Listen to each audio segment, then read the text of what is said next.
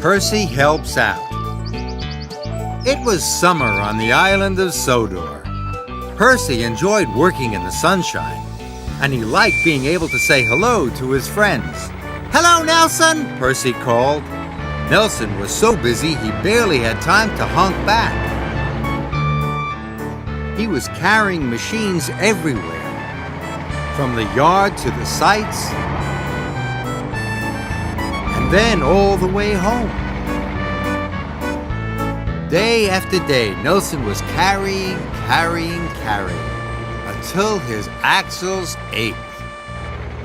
Just once, he thought to himself, I'd like to be carried. That night, Nelson had a dream. He dreamt he was sailing through the countryside. The breeze was blowing, he was enjoying himself, and he realized he was being carried. The next morning, Miss Jenny woke Nelson from his dream. "Thomas has had an accident at Maithwaite Crossing," said Miss Jenny. "Sir Topham Hatt needs you to take him to the repair yard." Nelson hoped his friend Thomas was all right.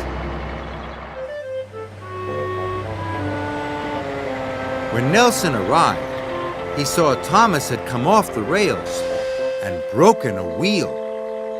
"Thank you for coming," chuffed Thomas cheerfully. "We'll get you back in no time," replied Nelson.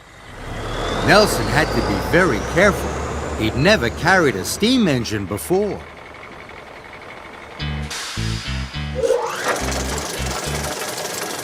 Thomas's driver and Nelson's operator set to work at once.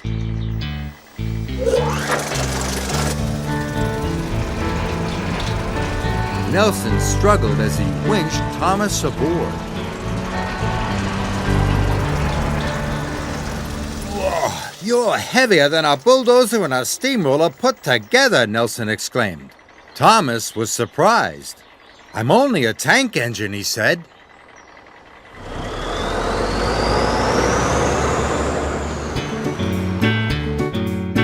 Soon Nelson was on his way, but Thomas was heavy.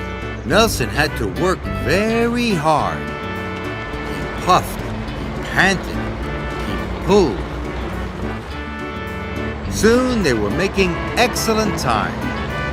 Thomas was impressed. "You're a very good carrier," said Thomas. "Thank you," said Nelson. "I pull freight cars and passenger cars all day long," added Thomas. "It's good to be carried for a change." "I'd like to be carried sometime," said Nelson. "But who would be big enough to carry me?"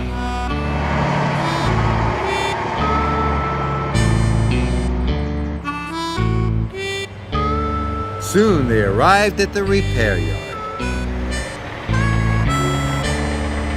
"Well done," said Sir Topham Hatt. "You are a really useful truck."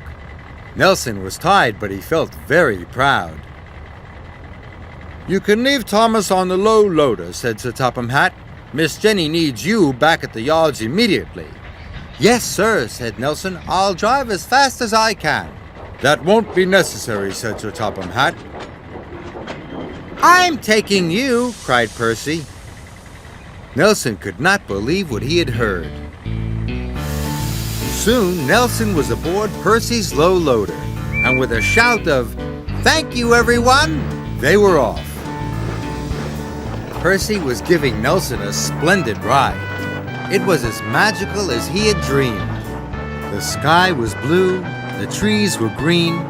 All Nelson had to do was look and listen as the beautiful Sodor countryside rolled peacefully by. "What an excellent day," said Nelson cheerfully. Percy was happy. His friend was enjoying himself.